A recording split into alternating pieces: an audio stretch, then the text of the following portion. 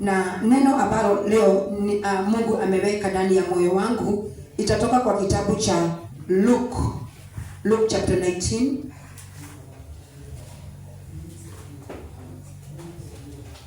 Luke chapter 19 kutoka 1 to 9.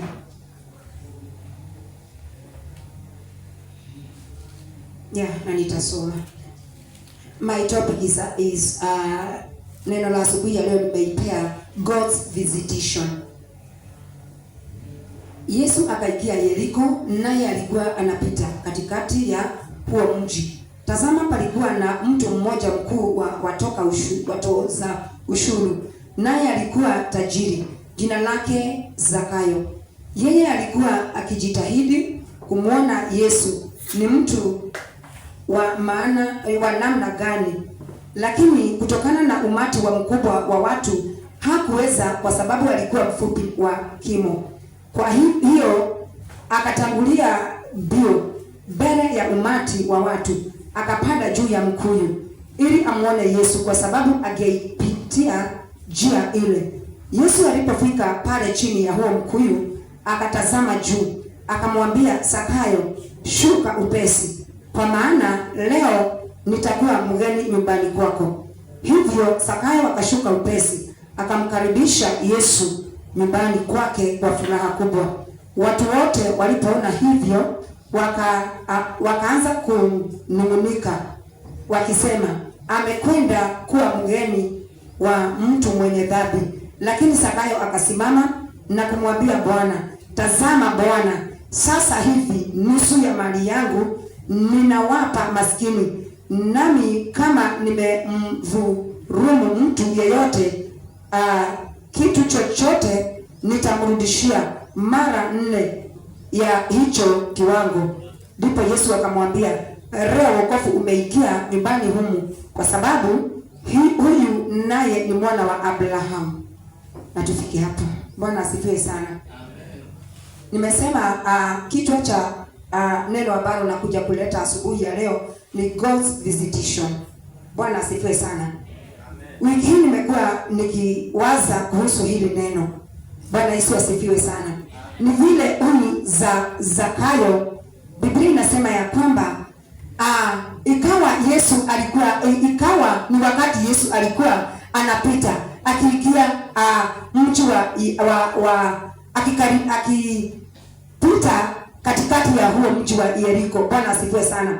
Biblia inasema ya kwamba mtu ambaye alikuwa anaitwa Zakayo akasikia ya kwamba Yesu anapita. Bwana asifiwe sana. Lakini Biblia inasema ya kwamba alikuwa mtu ambaye alikuwa mfupi sana. Bwana asifiwe sana. Alikuwa mfupi sana.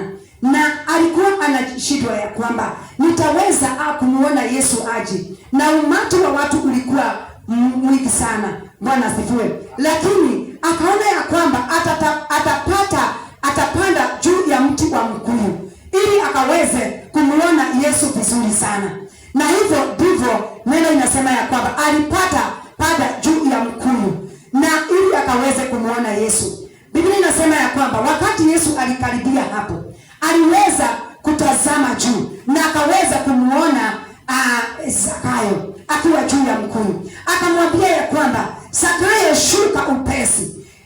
Shuka upesi. Akamwambia ya kwamba, siku ya leo nitakula pamoja na wewe. Nitakuja kwa nyumba yako. Bwana asifiwe sana.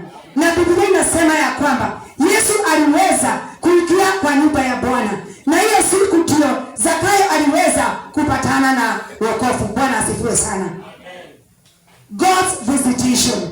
Nilikuwa natazama naona ya kwamba ni sisi hili neno ama ni mimi hili neno linaninenea. Bwana asifiwe. Kama vile asubuhi ya leo linakunenea. Bwana asifiwe sana. Ningetaka ukashike hili neno likiwa lako. Siku ya leo Yesu ako na haja na wewe. Anataka kukutembelea.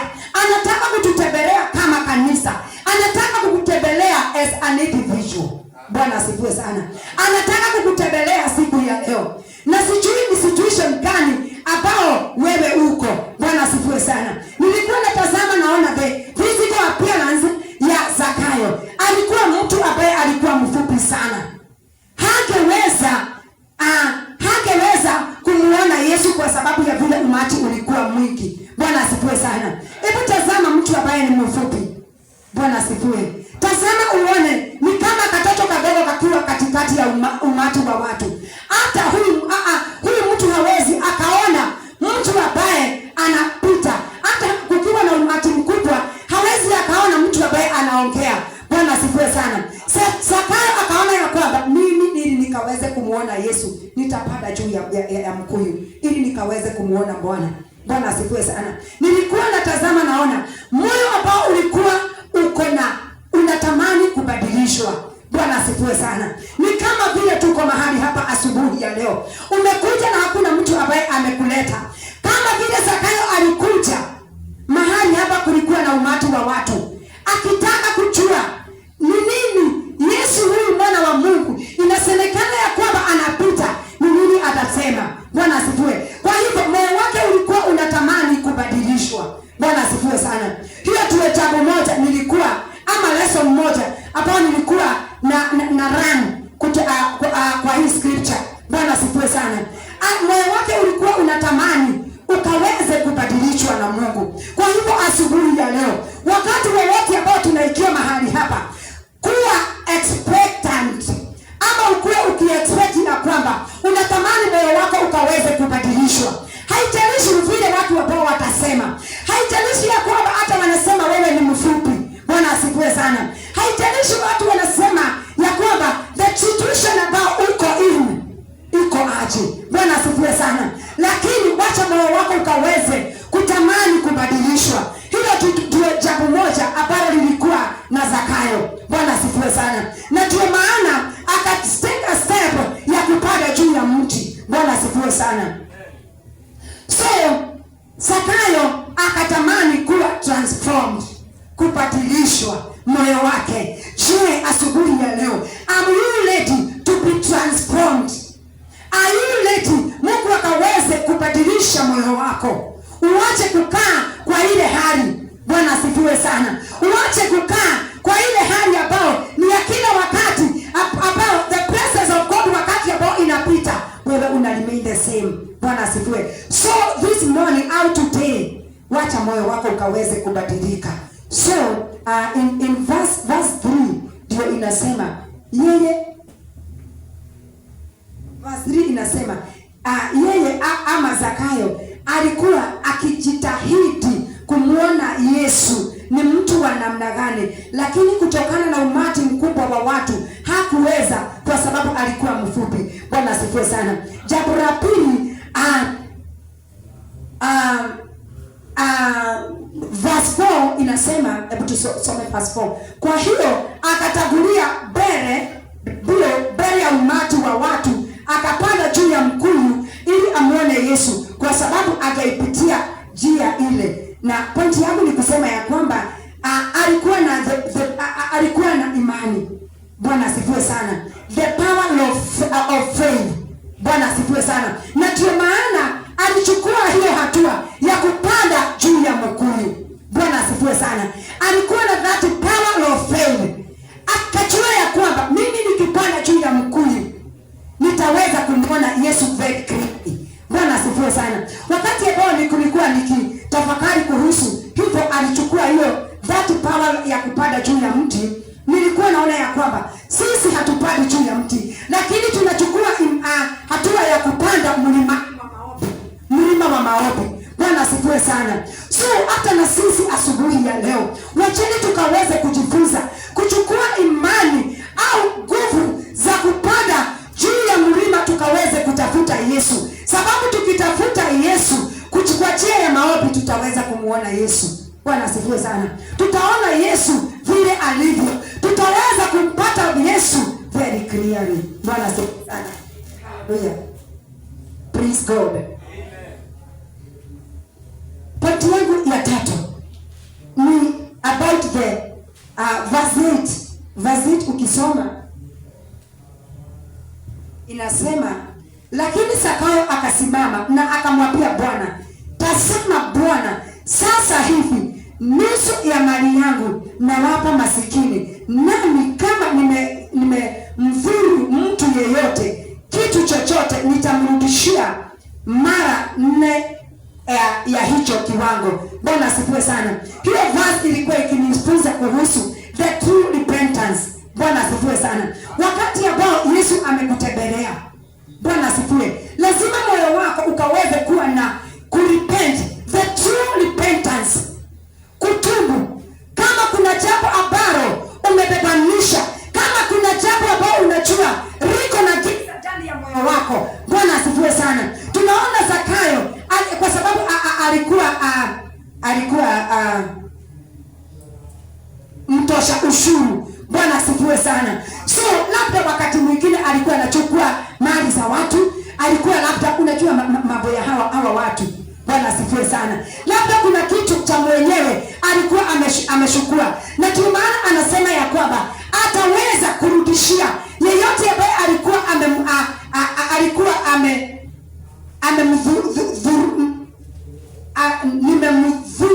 nimemdhulumu. Bwana asifiwe sana. Mtu yeyote, kila kitu chochote, kama kuna kitu cha mtu alikuwa amekichukua kwa njia fulani, Bwana asifiwe sana, akasema ya kwamba atarudisha nusu ya mali yake. Bwana asifiwe sana. Ili kumaanisha ya kwamba kutoka kwa moyo wake alikuwa na mtu ambaye kwa sababu moyo wake uliweza kubadilika, akawa na the true repentance. Sijui kama today you are ready to repent.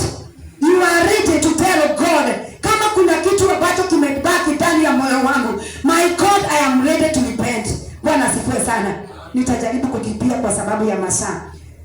Ile ingine ni Jesus came to save us. Bwana asifiwe. Ukiangalia verse 9, verse 10, tumesoma verse 9 inasema, ndipo Yesu akamwambia, "Nuru wokovu umeingia nyumbani humu, kwa sababu huyu naye ni mwana wa Abraham." Hebu na tusome verse 10. Kwa maana mwana wa Adam amekuja kutafuta na kuokoa kilichopotea. Bwana asifiwe sana.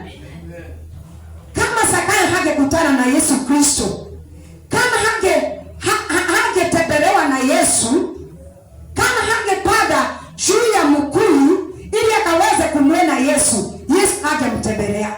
Bwana asifiwe sana. Wokovu haungeingia kwa nyumba yake. Bwana asifiwe sana. Sometimes tunafikirianga ati hili neno ni la wale tu hawajaokoka. Bwana asifiwe sana. Hili neno ni letu. Hili neno ni lako na ni langu. Bwana asifiwe sana. Kwa hivyo asubuhi ya leo, kwa sababu God is ready to visit you and to visit me. God is ready to visit the church of Christ. Bwana asifiwe sana. Wacha wokovu ukaweze kuingia ndani ya moyo wako. Wacha wokovu ukaweze kuingia ndani ya nyumba yako. Wacha wokovu ukaweze kuingia mahali hapa. Bwana asifiwe sana. Kwa nyumba ya Mungu. Bwana asifiwe sana. Kwa kanisa la Bwana. Na remember, your body is a temple of the Holy Spirit.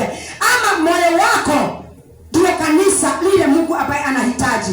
Kwa hivyo wacha wokovu wa Mungu ukaweze kuingia ndani ya moyo wako, kwa sababu Jesus Christ came to save you and to save us all. Bwana asifiwe sana. I have 6 minutes. So wakati ambao Yesu anakuja, Yesu akikuja asubuhi ya leo mahali hapa akaweze kututembelea, you will not remain the same again. Bwana asifiwe sana. Lazima ukabadilike. Are you ready? Uko ready kubadilishwa asubuhi ya leo, ama ni kukuja tu na kuangalia watu wale wengine? Bwana asifiwe sana. This morning be ready ili Mungu akaweze kukutembelea.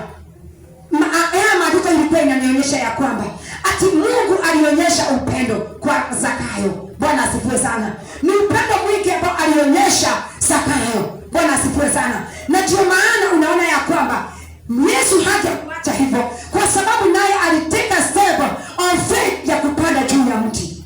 Bwana asifiwe sana. Today sijui vile wewe unaweza kumwambia Bwana. Sijui leo tunapoenda kuanza ibada ya siku ya leo, ni heri ukaweze kuachilia moyo wako ili Yesu anapokuja mahali hapa akaweze kukutembelea siku ya leo, and you will not remain the same again. Hallelujah. Wacha tuende Luke chapter 26, hiyo 24. The last verse of this book, the first chapter. Luke chapter 24, uone watu ambao waliweza kutembelewa na Yesu. Chapter 24 verse 28 up to 31. Luke chapter 24 verse 28. Nao walipokaribia kile kijiji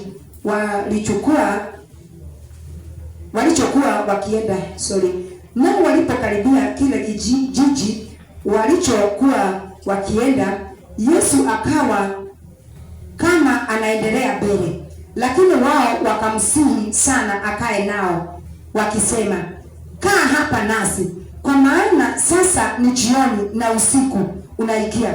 Basi akaingia ndani kukaa nao. Alipokuwa mezani pamoja nao, akachukua mkate, akamshukuru, akaumega, akaanza kuwagawia. Ndipo macho yao yakafumbuliwa, nao wakamtambua, naye akatoweka machoni pao, hawakumuona tena. Praise God. Bwana asifiwe sana. Unaona sasa, huu ni wakati ambao ukitaka kushika hili neno vizuri, hebu jisomee hata the whole of this, ama Kutoka verse 19. Praise God. Hawa ni watu ambao walikuwa jiani wakienda Emmaus. Bwana asifiwe sana. Walikuwa watu wawili, walikuwa wakienda wakiongea kuhusu huu wakati ambao Yesu alikuwa amefufuka. Bwana asifiwe sana. Na Biblia inasema ya kwamba walipokaribia kijiji kimoja wakienda, Yesu akawa anaendelea mbele. Bwana asifiwe sana. Nataka kusema ya kwamba hawa watu waliweza kutokezewa na Yesu, akawa pamoja na wao, lakini Biblia inasema ya kwamba hawakumtambua. Bwana asifiwe sana. Kama vile wakati mwingine Yesu anatutembelea mahali hapa kanisani, lakini inaweza kuwa labda wakati ambao Yesu anatutembelea hautabuagi, ama unashindwa na kutambua ya kwamba ni Yesu anatembea mahali hapa. Yesu akawatembelea wale watu. Bwana asifiwe sana. Akawa katikati yao, wakaendelea wakiongea. Bwana asifiwe sana. Lakini hawakuweza kumtambua Yesu. Bwana asifiwe sana. Lakini wakati ambao walifika mahali pamoja, Yesu sasa ili akaweze kuendelea na wao waingie mahali walipokuwa wanaikia. Bwana asifiwe sana. Hawa watu wawili, wanaume wawili, wakamwambia Yesu, si uingie, kwa sababu kisa ni kuingia inaikia. Uingie tukaweze kukaa mahali pamoja ama kulala mahali pamoja. Yesu akaweza kuenenda na wao. Bwana asifiwe sana. Na wakati ambao walikaa mahali pale, walikaa ili wakaweza sasa kukula chakula ya jioni. Biblia inasema ya kwamba Yesu akachukua mkate, akaweza kubariki na akawagawia, akaubariki. Bwana asifiwe sana. Na hapa Biblia inasema hapa ndipo waliweza kutambua Yesu ni nani. Bwana asifiwe sana. Akawatokezea sasa, wakaweza kumtambua ya kwamba huyu ndiye Yesu, mwana wa Mungu. Bwana asifiwe sana. God's visitation, kutembelewa na Yesu. Nataka kusema nini? Kwa sababu ninamalizia. Ni vizuri kutambua wakati ambao Yesu Kristo anatutembelea.